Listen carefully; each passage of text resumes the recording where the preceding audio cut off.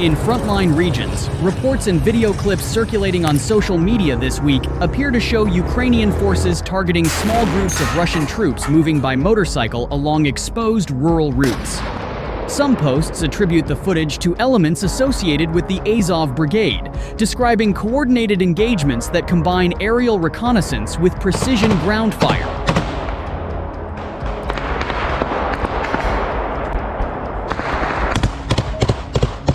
Ukrainian officials have not publicly confirmed the specific incident described in the viral posts, and independent verification remains limited. Analysts caution that, as with much content emerging from the battlefield, videos are often edited, lack full context, and may be reposted with inaccurate captions or timelines.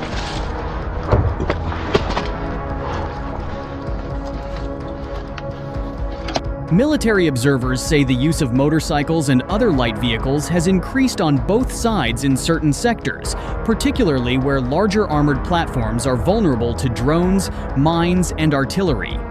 Moving in pairs or small teams can reduce detection time and allow units to navigate narrow tracks or damaged roads.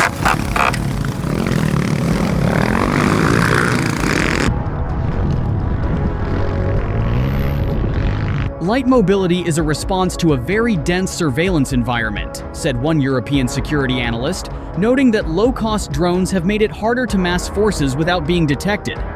But it also increases exposure if a unit is spotted in open terrain.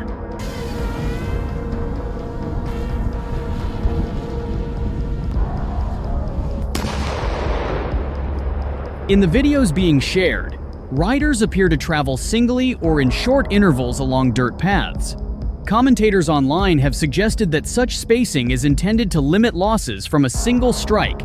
However, that same spacing can leave individuals isolated if they come under observation.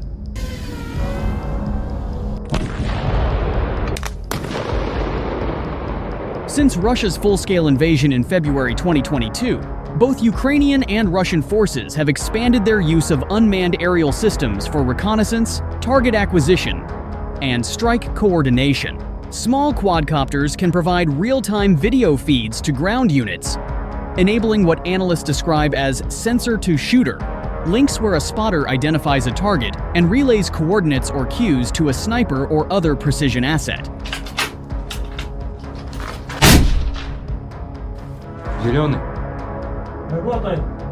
Open source researchers say that when such coordination is effective, it can significantly increase the likelihood of accurate fire at longer distances. At the same time, they emphasize that short clips rarely show the full sequence of events, including what occurred before or after a shot.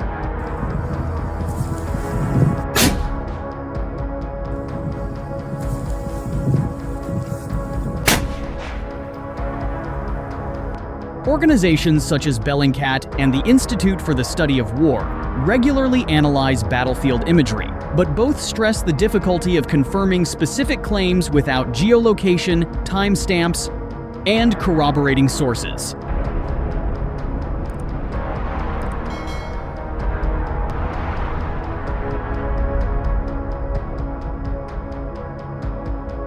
Common verification steps include matching terrain features to satellite imagery, identifying weather conditions, and checking whether the footage has appeared previously in another context. Even when a location can be confirmed, attributing responsibility to a particular unit is often harder.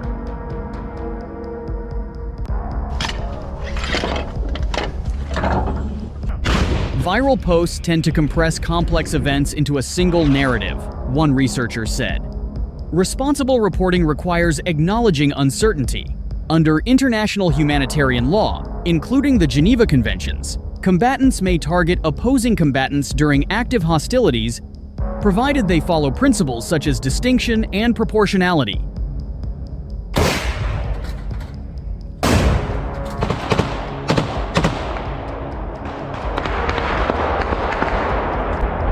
The law also prohibits attacking those who are hors de combat out of the fight due to surrender, capture, or incapacitation. Because the circulating clips are brief and lack full context, legal experts say it is not possible to determine from the footage alone whether all applicable rules were followed in any given engagement.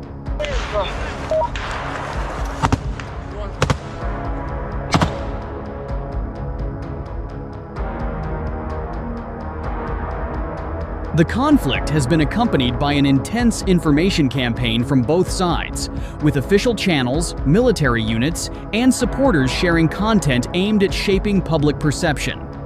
Dramatic footage, especially when paired with assertive captions, can spread quickly, even when details are uncertain.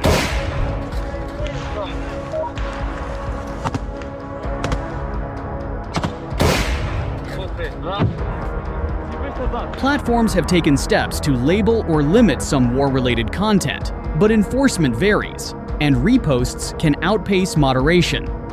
Media literacy advocates encourage viewers to treat such material cautiously and seek confirmation from multiple reputable sources.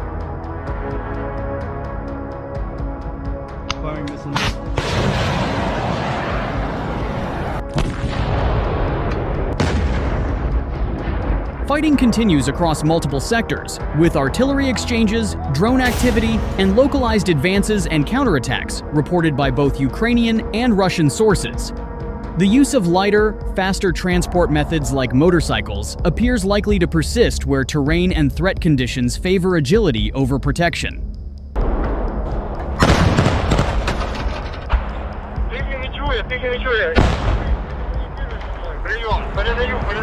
For now, the specific claims about coordinated sniper engagements against motorcycle-borne troops remain unverified.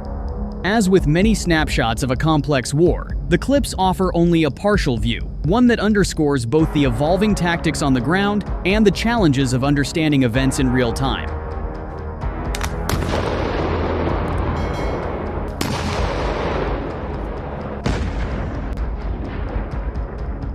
Overall, the number of Ukrainian medium-range strikes in April over a distance of more than 20 kilometers doubled compared to March and quadrupled compared to February, according to Ukrainian President Volodymyr Zelensky.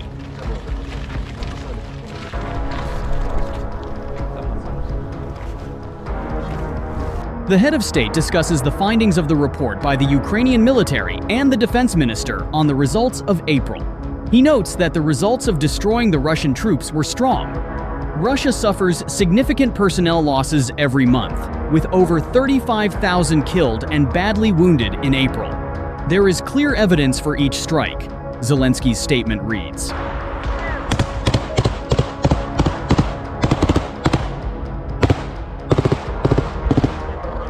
He notes that the Ukrainian Defense Forces are maintaining a stable level of protection for Ukrainian defenders' positions, and the task is to build on these results. The number of middle strikes has also grown significantly. There are now twice as many strikes at distances of 20+ kilometers compared with March, and 4 times as many compared with February. And there will be even more. This is a priority area, the president emphasizes.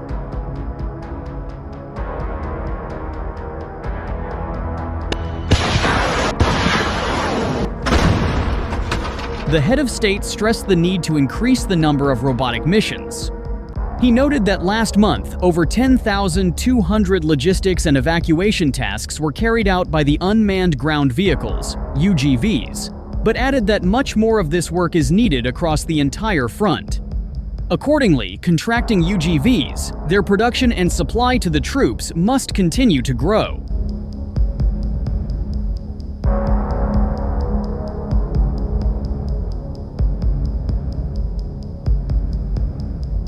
May must deliver higher figures, and this has been set as a target indicator for the military and the Ministry of Defense, Zelensky states.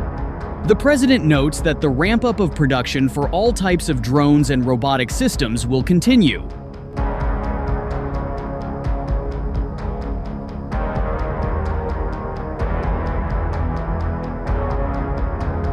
Volodymyr Zelensky recently stated that the Ukrainian armed forces had, for the first time, managed to take control of a Russian position using drones and unmanned ground vehicles.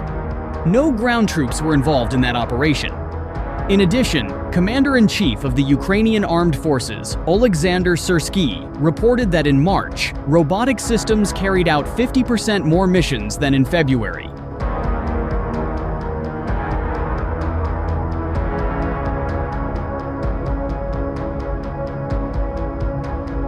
Ukrainian drone operators of the 1st Separate Heavy Mechanized Siverska Brigade in Sumy region successfully repelled an enemy assault thanks to quick reaction, precise reconnaissance, and coordination among units. The soldiers who took part in the operation confirmed it. According to the drone operator with the call sign Kuj, while returning from reconnaissance, he noticed suspicious signatures near Ukrainian positions.